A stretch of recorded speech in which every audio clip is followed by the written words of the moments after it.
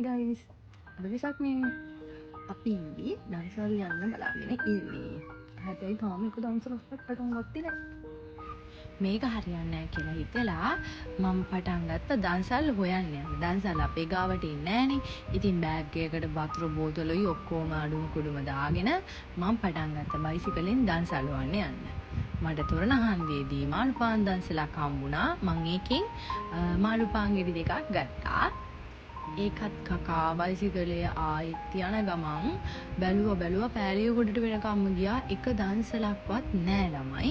සමහර විට අද වෙසක් දවසේ හින්දා වෙන්නේ නැති. හැබැයි ගොඩාක් තැන්වල බැනර් ගහලා තිබුණා හෙට දන්සල් තියනවා කියලා. ඒ කියන්නේ 13 වෙනිදා. ඉතින් මම තවත් හොයලා වැඩක් නෑ කියලා හිතලා ආයෙත් ආපස්සට බයිසිකලේ පැදගෙන එනකොට මට අයිස්ක්‍රීම් දන්සලක් හම්බුණා.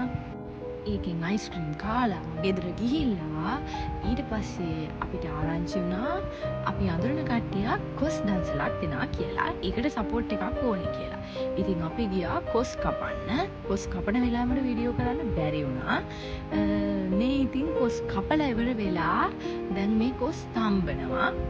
තම්බනවා කිව්වට තම්බලා ඉවරයි ඉතින් දැන් කොස් බෙදන්න තමයි ලෑස්ති වෙන්නේ. මේ තියෙන්නේ අපි කොස් කපන වෙලාව ගත්ත ෆොටෝ එකක්. කොස් දන්සල අතරතුරේ මම මඤ්ඤොක්ක දන්සලකටත් ගියා.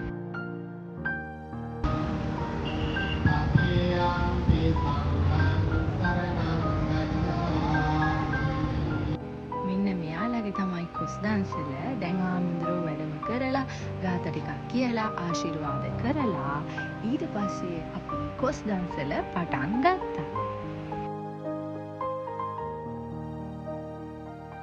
ඔන්න ඔය මාත් ඉන්නේ කොස් බෙදන්න තමයි. හින්නට සින ගාව. හැබැයි මාර සතුටුයි. අපි කොසුයි කරවල හොදි පොල් සම්බෝලයි තමයි දුන්නේ.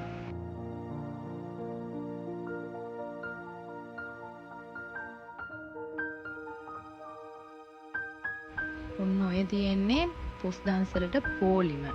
අපි පැය 6ක් විතර කොස් කැපුවා. හැබැයි පැයෙන් දන්සල ඉවරයි. පැය 6ක් කොස් කපලා පැයෙන් දන්සල ඉවරයි. ඉතින් හිතන්නකෝ හින පෝලිම කොස් දන්සල ඉවර වෙනකම්ම ඉඳලා අපි ගෙදර ආවා. ඔය ඉන්නේ අපේ තාත්තා. මේ 13 වෙනිදා. ඔන්න බලන්නකො දන්සල් අඳින්න යන්න මාත් එක්ක බයික් එකට නැග්ගේ කවුද කියලා. මෙයාට යන් කිව්ව ගමන් කෙලින්ම බයික් එකට ඇවිල්ලා නගිනවා. මං එහෙන බයෙන් බයික් එක පැත්තේ නිකන් හරි මෙයා බයික් එකෙන් පැන්නොත් එහෙම පිටලත් වෙන කේස් එක. අනිත් එක ෆෝන් එක වැටුනොත් තව වෙන කේස් එකක්.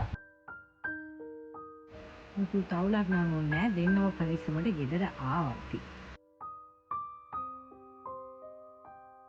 කිරි කෝපි දන්සලක් හම්බුණා. එතන මේ යකෙක් හදලා තිබ්බා. දෙන්නව නිකන් එක වගේනේ.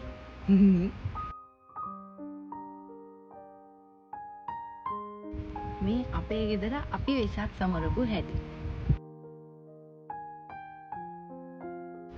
ඊට පස්සේ අපි 13 වෙනිදා රෑ ලෑස්ති වුණා වෙසක් බලන්න යන්න. යනවා වෙසක් බලන්න.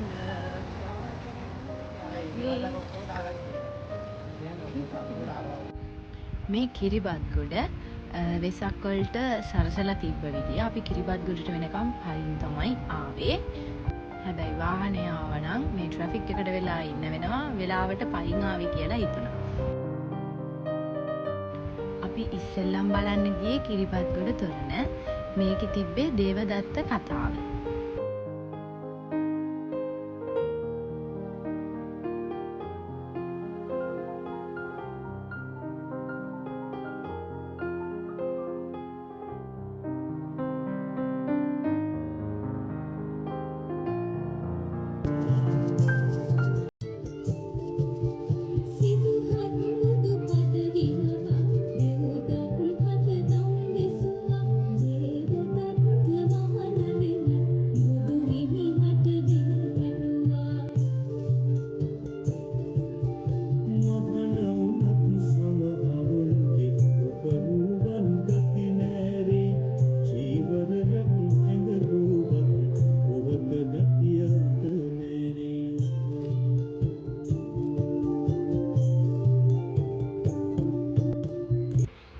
පස්සේ අපි එතනින් පික්මි එකක් දාගෙන කැලණි පන්සලට ආවා. කැලණි පන්සල මාර ලස්සනට සරසලා තිබ්බා. මේ පාර කැලණි පන්සලේ දෙරණින් තමයි සංවිධානය කරලා තිබ්බේ.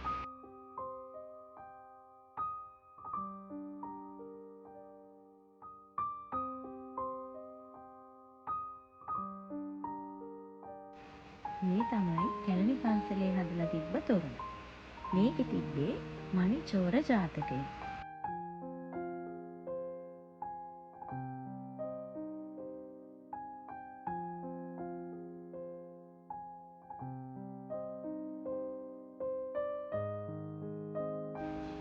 ඊට පස්සේ කැලණි පන්සලේ රූකඩ පෙන්වන්න පටන් ගත්තා.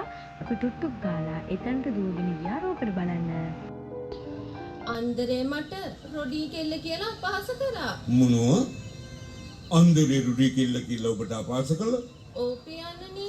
මට විශ්වාස කරන්නත් බෑ. ඒ වගේ දෙයක් අන්දරේ කරයි කියලා. සැප වේවා මහරජතුමනි. එසේම වේවා අන්දරේ. මේ සැප වේවා රාජකුමාරිකාව. සැපෙන් පළක් නැහැ. සැපෙන් පළක් නැහැ නම් දුක වේවා. අනේ බලන්නකො පියාණනි. ඇයි අන්දරේ මගේ දියණියට රොඩි කෙල්ල කියලා අපහාස කළේ? මොනවා? කවුද? අන්දරේ කාටද? මට කවද්ද? උයන් ශ්‍රී නරඹන්න ගිය වෙලාවේ මොනවද කිව්වේ? රොඩි කෙල්ල කියලා. කවද්ද කිව්වේ? උයන් ශ්‍රී නරඹනකොට කාටද කිව්වේ? අනේ මේ බලන්නකො පියාණනි. අනේ මේ බොරු කියන්නේ එපා උච්චර. ගෑනු බොරු කියනවා. කිව්වේ නැද්ද? කිව්වා තමයි. අනේ මේ බලන්න පියාණනි. අන්දරේ කියන්ත ඇත්ත කියන්ත. ඔබ එසේ මගේ දියණියට අපහාස කළා? මම එහෙම අපහාස කරා නම් මේ කාට හරි එහෙම පහත් වෙන්න ඕනේ අම්මපල්ල. කිව්වේ නැද්ද? කිව්වා තමයි. අනේ මේ බලන්නකො පියාණනි. කිව්වා කියලා පිළිගන්නවනේ. මං කියන්නේ නැහැ මට අමනාප වෙන්න එපා කවුරුවත් මං කිව්ව කවිය මං කියනවා. රන්තටි කලේ දිය උකුලේ තබාගෙන ඒ මම මේ ආරම්භ කළා එකපාරට කියනවා නැත්තම් මට වැරදි කාර්යය වෙන්නනේ.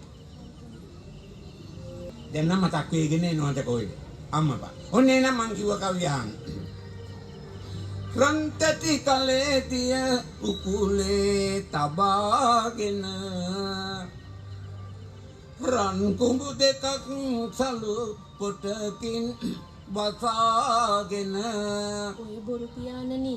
විදිතරල් දෙවගේ පැලඳගෙන මල් මද බිසව් කොහි යනවද උදෑසන. ඔබගේ රූප වර්ණාවක් නේ අන්දරේ කරලා තියන්නේ දියණිය.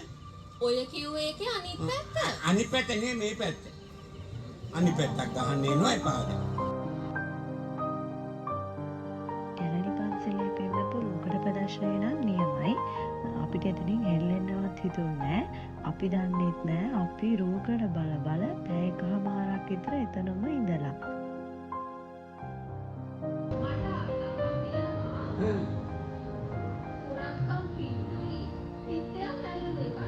මොනවා? රාජ වාසයෙන් ඉතිහාස රාජ භෝජන දිවේ දුක්ඛම් පිටින් මේ රූකඩ නටවන කට්ටිය මම පිටිපස්සෙන් ගිහින් බලන් හිටියේ කොහොමද මේක වෙන්නේ කියලා. මේ ඔක්කොම රූකඩ තමයි තියෙන්නේ. තව ගොඩක් වෙලා ඉන්න බැරි හින්දා අපි මේ පහන් කුඩු ටිකත් බලාගෙනම කැලණි පන්සලෙන් ගෙදර එන්න පිටත් වුණා. එක එක විදිහේ ලස්සන පහන් කුඩු ගොඩාක් හදලා තිබ්බා. ඒව ටිකක් බලලා අපි ඉතින් ආයෙම ගෙදර ආවා. එහෙනම් තව වීඩියෝ එකකින් හම්බෙමු. බයි.